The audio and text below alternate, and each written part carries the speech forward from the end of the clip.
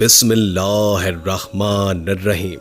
अस्सलामुअलैकुम नाज़रीन, उम्मीद है कि आप खैरियत से होंगे। आज हम आपके लिए एक बहुत ही दिलचस्प वीडियो लेकर हाजिर हुए हैं और इस वीडियो का मौजू है बेवकूफ देहाती औरतों का किस्सा। एक गांव में 7 औरतें एक जगह पर रहती थीं और सारा दिन चरखा काता करती थीं। जब उनके पास बहुत सारा सूत इकट्ठा हो गया तो उन सब ने सुलह की कि इसको शहर ले जाकर बेच देंगी, मगर वो सब पर्दा नशीन औरतें थीं, दिन को घर से नहीं निकलती थीं। एक दिन रात के वक्त वो चादर ओढ़कर सूत की गठरियां सरों पर रखकर घरों से निकली। शहर पहुंचते पहुंचते रात के 12 बज गए। गश्त के सिपाही पहरा दे रहे थे। जब उन्होंने देखा कि 7 औरतें सरों पर गठरियां रखे चली आ रही हैं, तो वो समझे कि चोर है। दूर से ललकारा, कौन हो तुम? ये औरतें डर गईं और कोई जवाब नहीं दिया। सिपाहियों ने दोबारा पूछा कि बोलती क्यों नहीं, ये तुम्हारे सर पर क्या है? एक औरत ने डरते डरते जवाब दिया, भाई ये सूत है, शहर में बेचने ले जा रही है। सिपाही ने डांटते हुए कहा, हमें बेवकूफ बना रही हो। रात के 12 बजे कौन सा बाजार खुला है जो तुम सूत बेचने जा रही हो? जरूर कहीं से तुम चोरी करके आ रही हो। चलो मेरे साथ थाने। वो सब हाथ जोड़ने लगी और उनकी मिन्नतें करने लगी, लेकिन उसने उनकी एक न सुनी और उन्हें अपने साथ ले गया। थाने पहुंचकर दारोगा जी से उनकी शिकायत की। वो उस वक्त सो रहे थे। नींद में उन्होंने कह दिया, हवालात में बंद कर दो। इन सबको एक कोठरी में बंद कर दिया गया जिसमें सिर्फ एक खिड़की थी। वो बरामदे की तरफ खुलती थी। खिड़की के सामने दारोगा का पलंग पड़ा हुआ था जहां वो सो रहा था। वो सब वहां बंद होकर अपनी किस्मत पर रोती रही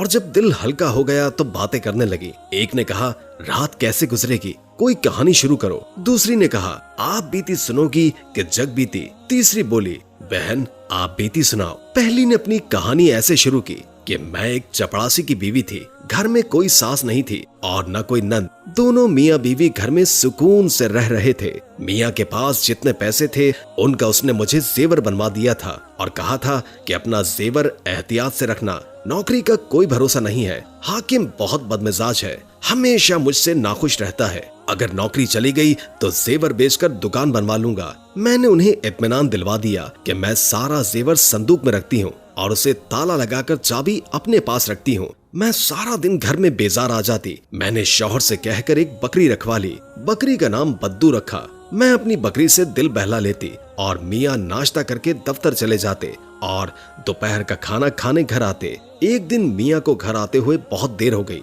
मैं इंतजार करते करते बहुत थक गई थी और मुझे बहुत भूख लग रही थी। मैं हमेशा पहले शौहर को खाना देती थी, फिर मैं खुद खाना खाती थी, लेकिन उस दिन मियाँ को आने में बहुत देर हो गई। मैंने सोचा कि क्यों ना बद्दू के हाथ खाना अपने शौहर को पहुंचा देती हूँ। मैंने बद्दू से पूछा, क्या तुम खाना ले जाओगी? तो उसने अपनी गर्दन हिलाकर हाँ में जवाब दे दिया। मैंने खुशी खुशी उसके बालों में चंबेली का तेल लगाकर कंघी की और उसे अपना सारा जेवर पहना दिया। यकीन मानो बहन, वो बहुत प्यारी लग रही थी। फिर मैंने एक उजले दस्तरखान में खाना बांधा और उसके गले में लटका दिया। मैंने उस पर अपना भारी दुपट्टा डाल दिया और उसे दरवाजे से बाहर निकाल दिया। फिर जब मैंने खाना खाया और बर्तन धोकर अभी पलंग पर लेटी ही थी कि मेरे मियाँ घबराए हुए आकर कहने लगे, जल्दी खाना दे दो। मैं हंसने लगी और कहा, मेरे साथ मजाक न करे, क्या आप तक खाना अभी तक पहुँचा नहीं है? शौहर ने कहा, मेरा खाना कौन लेकर आएगा? मैंने कहा कि अपना आदमी ही लेकर गया है। शौहर ने तेज आवाज में पूछा, अपना आदमी? कौन अपना आदमी?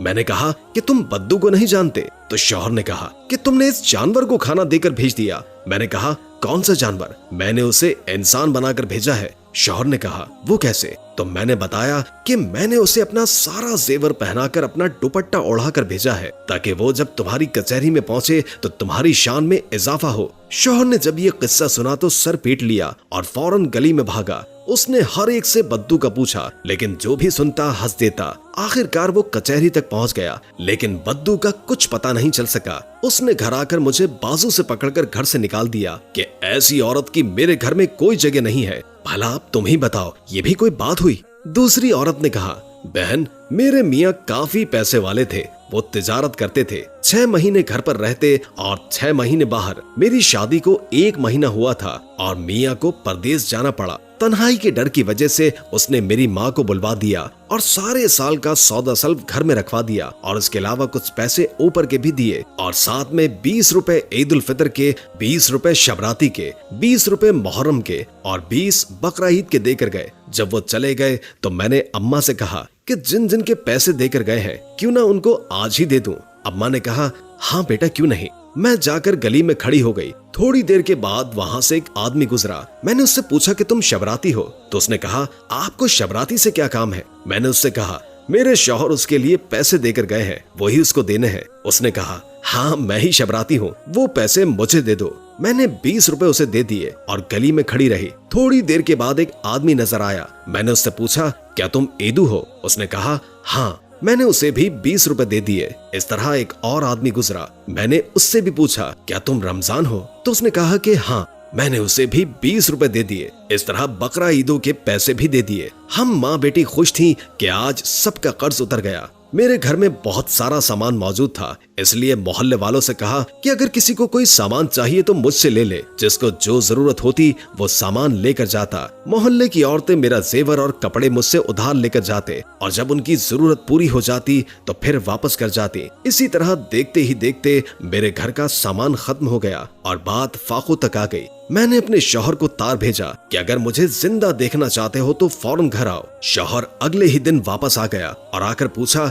कि क्या कोई चोरी हो गई है? इतना सारा सामान था, अचानक कहाँ गायब हो गया? मैंने कहा, जिनके पैसे आप मुझे देकर गए थे मैंने उनको वापस कर दिए। मैंने खर्चे के पैसे साथ वाली औरत को दे दिए क्योंकि उसको जरूरत थी। खाने पीने की चीजें मोहल्ले वालों की जरूरत थी, इसलिए मैंने उन्हें दे दी।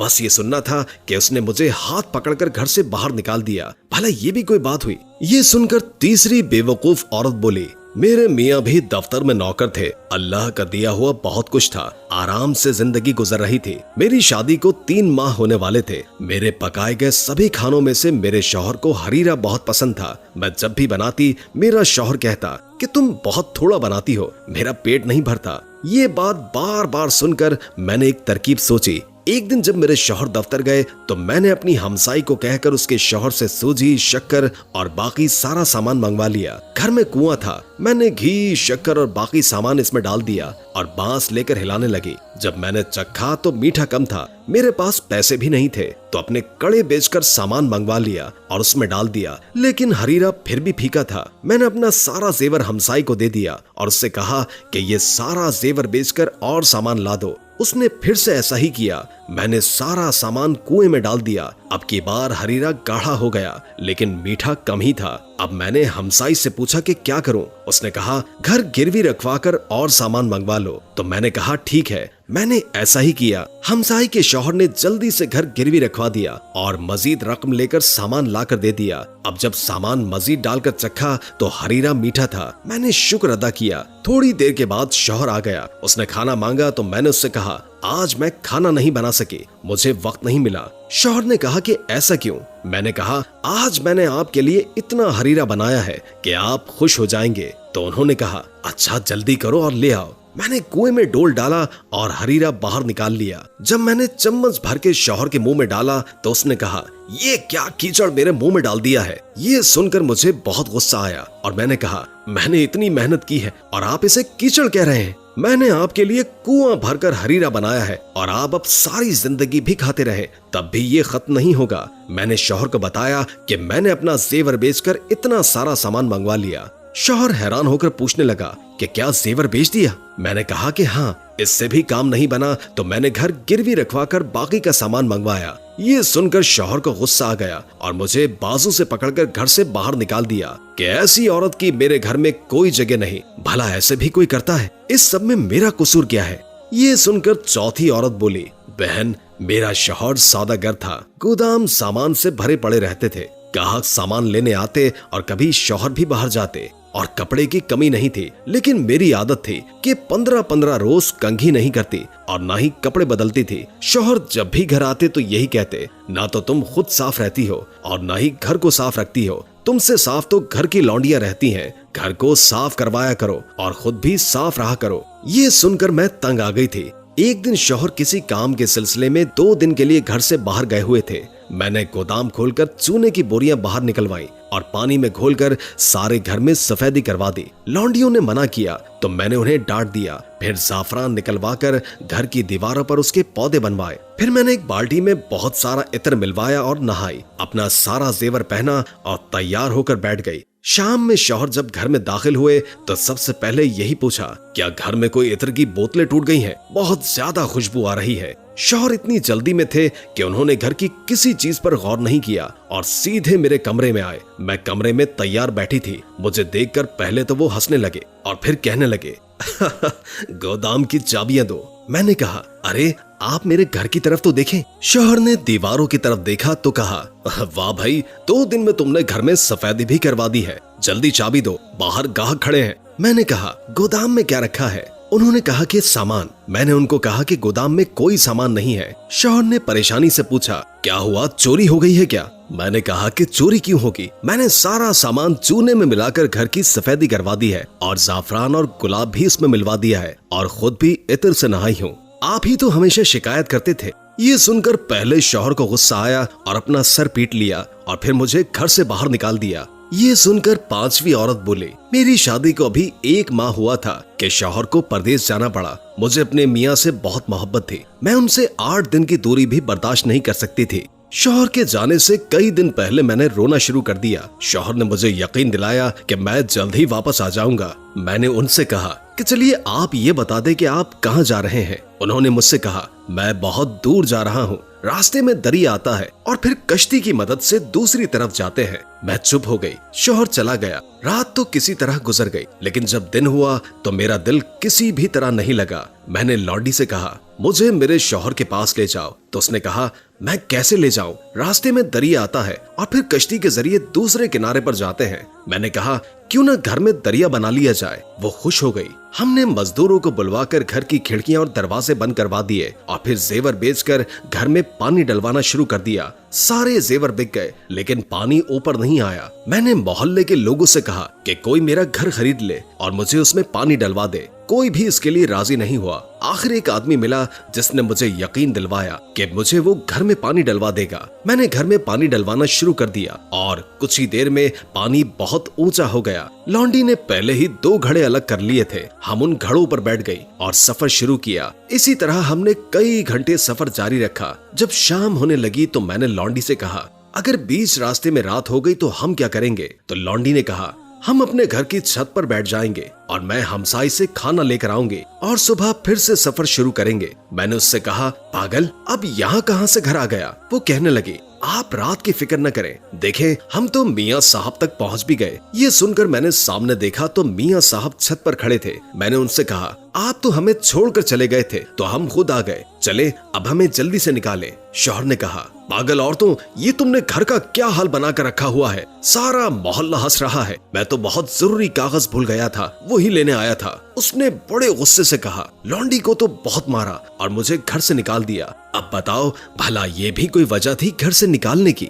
अब छठी औरत अपना किस्सा सुनाने लगी। मेरी शादी को 1 माह गुजरा था कि रमजान शरीफ आ गया। सास और नंदे अपने अपने घर चली गई। मैं बहुत खुश थी। मेरा शौहर अपने ऑफिस में था। घर में किसी चीज की कमी नहीं थी। रमजान अभी चल रहा था कि शौहर बोला, बेगम, मैंने बहुत सारे लोगों के यहाँ इफ्तारी की है, तो क्यों ना अब उनको दावत दो। मैंने कहा, हाँ क्यों नहीं। तो शौहर ने कहा, हाँ फिर ठीक है, आखिरी रोजे के दिन बावर्ची सब खाना बना देंगे, तुम बस निकलवा कर भेज देना। मैंने कहा, आप फिक्र न करें, सब हो जाएगा। आखिरी रोजे वाले दिन मैंने सुबह से तैयारी शुरू कर दी। मुख्तलिफ किस्म के खाने बनवाए, बहुत सारे शोरबे तैयार करवाए और मजेदार खीर बनवाई। जब मेहमान आने लगे तो मैं छत पर जाकर गिनने लगी। जब तादाद 40 से ज्यादा हुई तो मुझे बहुत गुस्सा आया कि आखिर एक बुलाने पर ये सब क्यों आ गए। रोजा जब इफ्तार हुआ तो सबने शरबत बड़े मजे से पिए। जब खीर खाई गई तो ऐसा लगता था जैसे उन्होंने पहली बार खाना देखा हो। जब नमाज का वक्त हुआ तो सब नमाज पढ़ने लगे। मैंने सोचा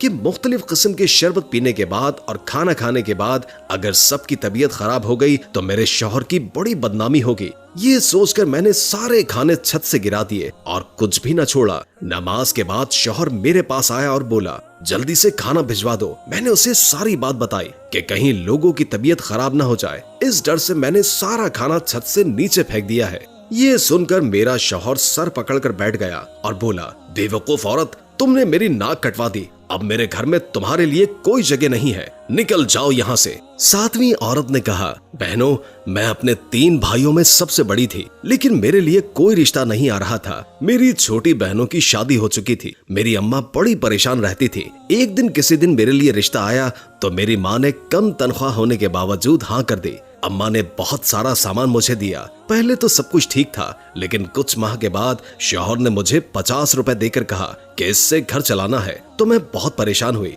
मैंने अम्मा के घर कभी इतने कम पैसों पर गुजारा नहीं किया था। मैंने एक हमसाई को दोस्त बना लिया और हर माह एक जेवर बेचकर गुजारा करती। इसी तरह सारा जेवर बेचकर 1 साल गुजरा। उन्हीं दिनों अम्मा की तबीयत खराब हो गई तो मैं शौहर को लेकर माँ के पास चली गई। हमने बहुत कोशिश की, लेकिन अम्मा ठीक ना हुई और चल बसी। मैंने शौहर से कहा, बड़ी होने के नाते अम्मा की सारी तदफीन और रसूमात मैं करूंगी। शौहर ने कहा, हमारे पास इतने पैसे नहीं है। मैंने उससे कहा कि कर्ज ले लें, तो उसने कहा, भला मैं कर्ज कहां से वापस करूंगा? अगर तुम अम्मा की कोई भारी चीज उठा लो तो मैं ये काम जरूर कर लूंगा। मैंने उससे कहा, हाँ ठीक है, तुम फिक्र न करो। मैंने 2000 का कर्ज ले लिया और इस तरह शान और शौकत से सब कुछ हो गया। सबने मेरे शौहर की बड़ी तारीफ की। मैंने विरसे में कुछ नहीं लिया। मेरे शौहर हैरान थे, लेकिन मैंने उनसे कहा कि मैंने भारी चीज उठा ली है, आप फिक्र न करें। रात को जब सब सो गए तो मैं शौहर को लेकर अम्मा के कमरे में गई और कहा कि देखें मैंने क्या उठाया। शौहर ने पत्थर देखा और कहा